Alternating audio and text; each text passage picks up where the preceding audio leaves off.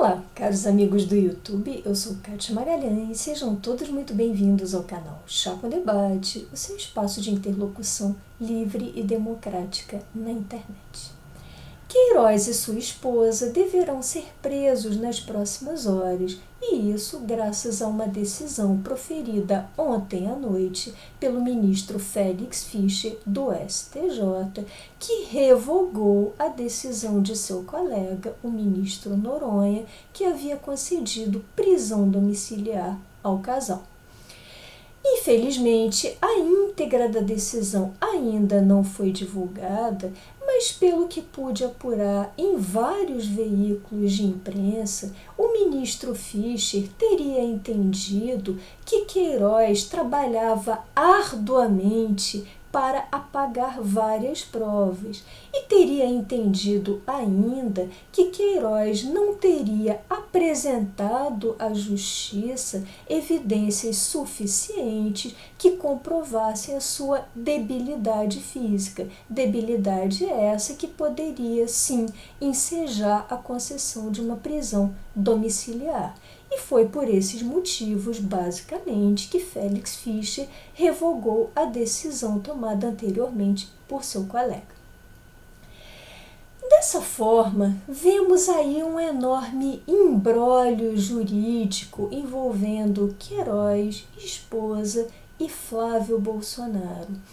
E de posse das informações que eu tenho, das informações que foram divulgadas na mídia, pois lembro aqui, muitas das decisões debatidas no vídeo de hoje ainda não foram tornadas públicas na sua íntegra. Com base nessas informações, eu prometo fazer aqui o meu melhor para tentar esmiuçar todo esse caso e propiciar um entendimento mais claro do assunto aí a todos vocês. Vamos do início, vamos começar por uma linha do tempo, uma linha do tempo de todo esse assunto judicial. Sei que a edição de hoje do jornal O Globo trouxe uma linha do tempo, mas achei o teor da linha um tanto confuso, sobretudo para os leigos no universo jurídico, e por isso vou tentar detalhar aqui um pouco mais esse caso. Tudo começou a partir da decisão proferida pelo juiz Flávio Itabaiana, juiz de primeiro grau aqui do Rio de Janeiro, que, a partir de evidências muito robustas apresentadas pelo MP, determinou a prisão preventiva de Queiroz e sua esposa. Comentei bastante essa decisão aqui em um vídeo do canal.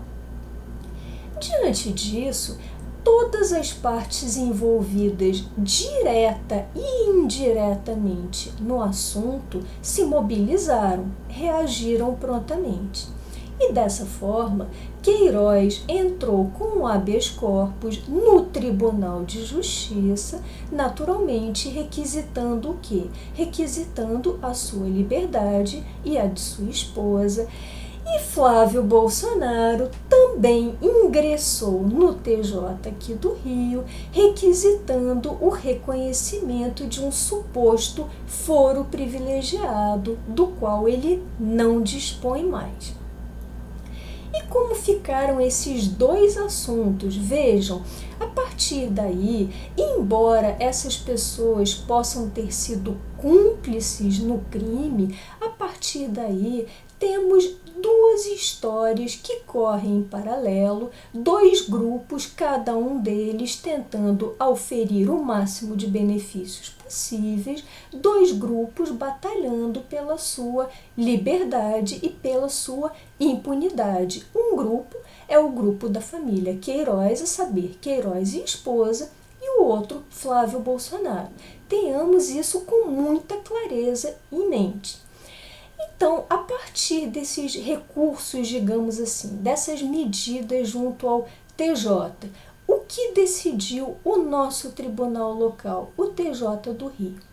Em relação ao HC de Queiroz, ao habeas corpus de Queiroz, do ex-assessor de Flávio, esse habeas corpus não foi apreciado pelo tribunal e continua não apreciado até hoje.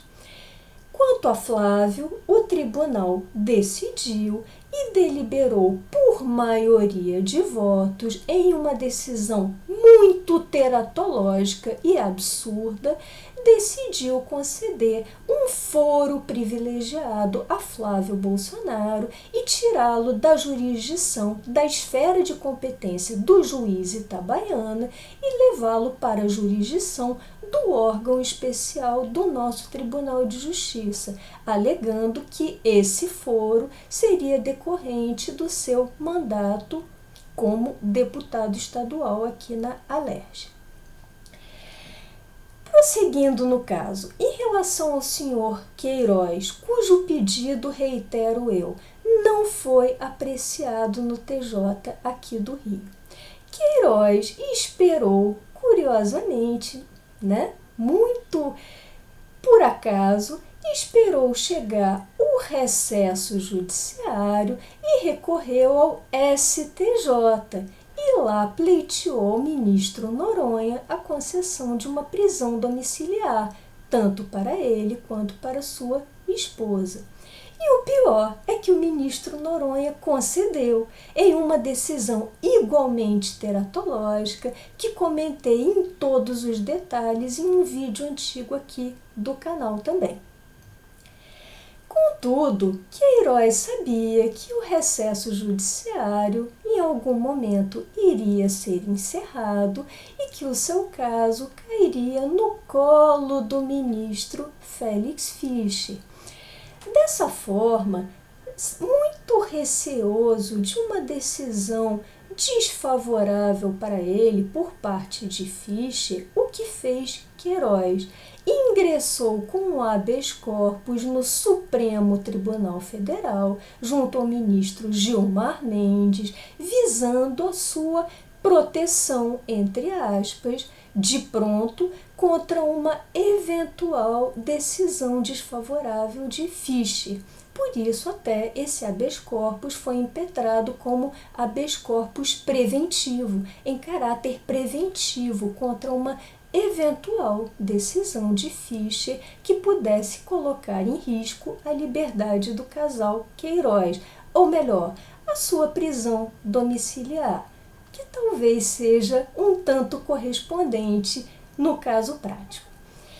Só que até o momento, esse habeas corpus ainda não foi apreciado pelo ministro Gilmar Mendes, continua lá no gabinete do ministro, e ele se resumiu até o momento em pedir informações às instâncias inferiores como de praxe. Ainda não deliberou o mérito do habeas corpus. Só que nesse ínterim, ou seja, ontem, o ministro Fischer revogou a decisão de seu colega e determinou a prisão do casal Queiroz. E ainda determinou que o TJ aqui do Rio apreciasse o HC de Queiroz, que, reitero eu, ainda não havia sido apreciado. E acredito que foi esse importante detalhe técnico que tenha faltado na linha do tempo de O Globo e talvez tenha faltado em esclarecimentos prestados por outros veículos de mídia. Vocês podem aqui me perguntar, ora, se Félix Fischer revogou a prisão domiciliar do casal Queiroz, ele já apreciou automaticamente o habeas corpus. Não funciona dessa forma. Vejam, o ministro Fischer apenas apreciou liminarmente o cabimento ou não daquela prisão domiciliar que tinha sido concedida pelo seu colega de STJ, o ministro Noronha. Mas ele não entrou no mérito do cabimento ou não da prisão preventiva determinada lá pelo juiz de primeira instância contra o casal Queiroz. E nem poderia. Por quê? Porque a matéria ainda está pendente, ainda está aguardando o julgamento do TJ, que é uma instância inferior ao STJ. E dessa forma, se o ministro Fischer tivesse invadido a competência, ele teria suprimido uma instância. Ou seja, ele teria adentrado num julgamento de um HC, no mérito de um HC, que ele sabe que não cabia a ele. Portanto, agiu de forma tecnicamente correta e determinou que a instância competente, o TJ, o Tribunal de Justiça daqui, abaixo dele, apreciasse a questão. Portanto, atualmente temos essa seguinte situação envolvendo o senhor Fabrício Queiroz e a sua esposa. Ambos deverão ser presos logo, hoje ainda, e enquanto isso, há 2 órgãos julgadores responsáveis pelo caso, ou seja, responsáveis por apreciar o caso. De um lado, temos o TJ aqui do Rio, que, conforme muito bem determinado por Fischer, deverá apreciar o HC de Queiroz e o quanto antes.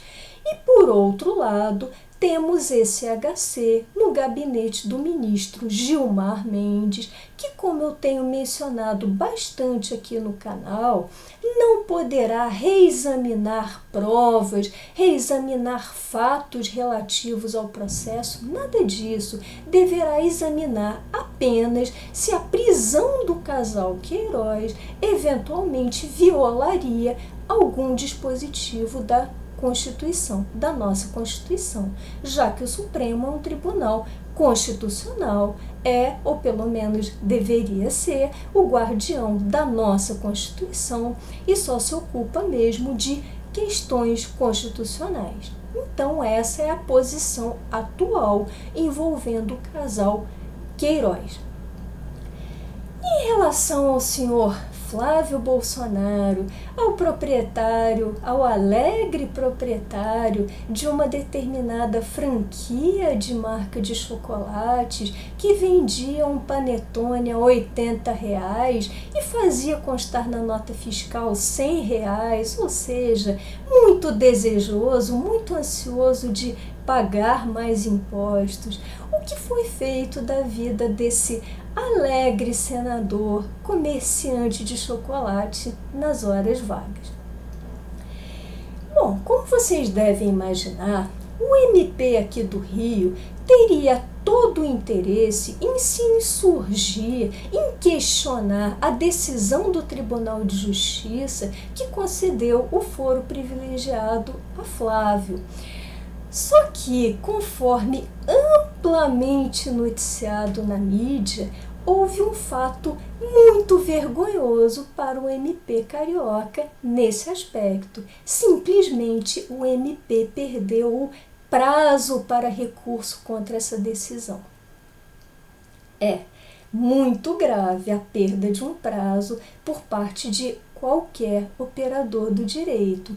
Apenas para que vocês tenham uma exata noção da gravidade desse tipo de conduta, ou digamos dessa negligência, para dizer o mínimo, em um escritório privado, uma perda de um prazo tão importante, de tamanha magnitude, com boa margem de certeza, já acarretaria a pronta demissão do advogado responsável e mais, mancharia para sempre o seu currículo, a sua vida profissional como um advogado que perde prazos. E foi exatamente isso que ocorreu com o MP do Rio, como muito bem noticiado por toda a mídia. E aí vocês podem indagar, por que será que o MP perdeu esse prazo? Por que teria incorrido o MP, o nosso fiscal da lei aqui no estado do Rio, em tamanho cochilo?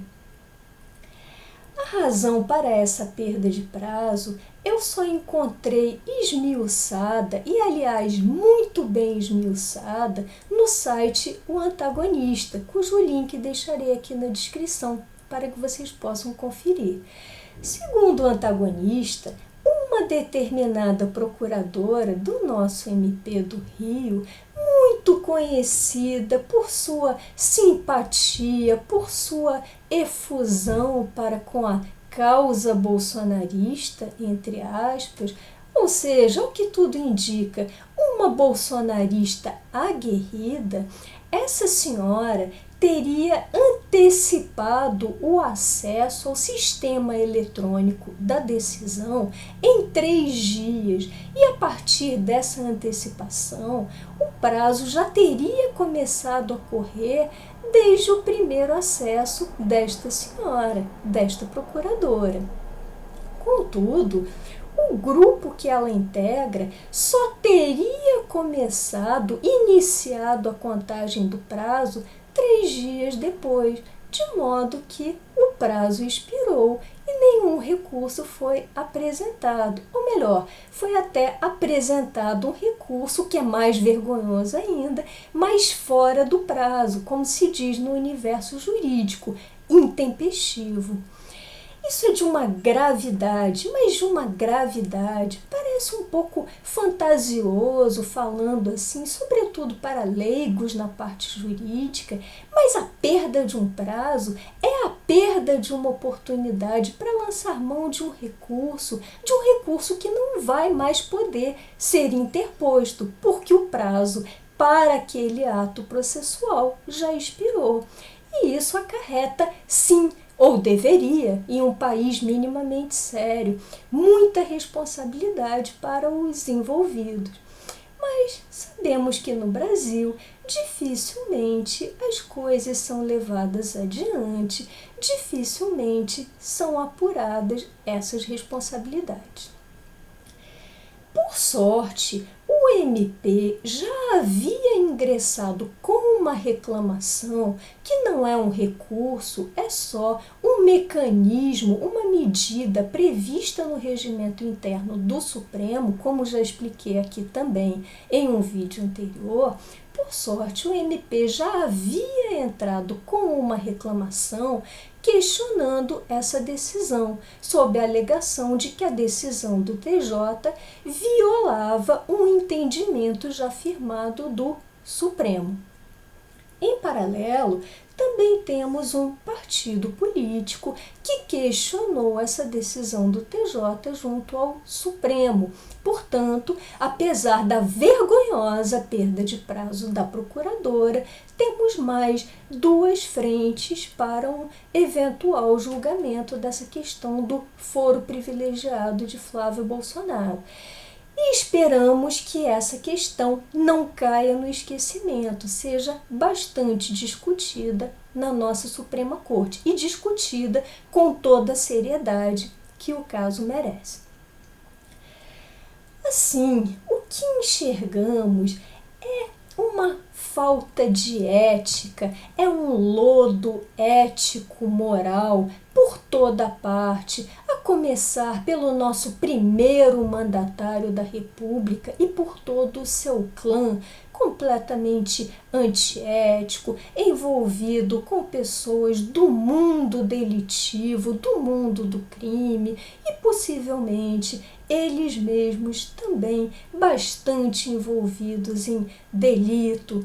Temos decisões teratológicas proferidas por desembargadores, por ministros de tribunais superiores, sem qualquer cuidado. Temos procuradoras que perdem prazo, embora ganhem salários régios com todos os seus penduricalhos.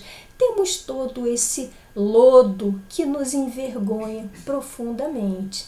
E aí, me inspirando e parafraseando o grande Carlos Lacerda, um liberal de outros tempos, que ousava questionar o caudilismo de Getúlio Vargas, aqueles desmandos de Getúlio Vargas, para usar uma expressão muito bem cunhada por Lacerda. vemos aí todo o mar de lama que assola o país. Bom, essas eram as reflexões que eu gostaria de compartilhar com vocês hoje. Se tiverem gostado desse vídeo, deixem seus likes, comentem. Por hoje me despeço e até o próximo Chá com Debate.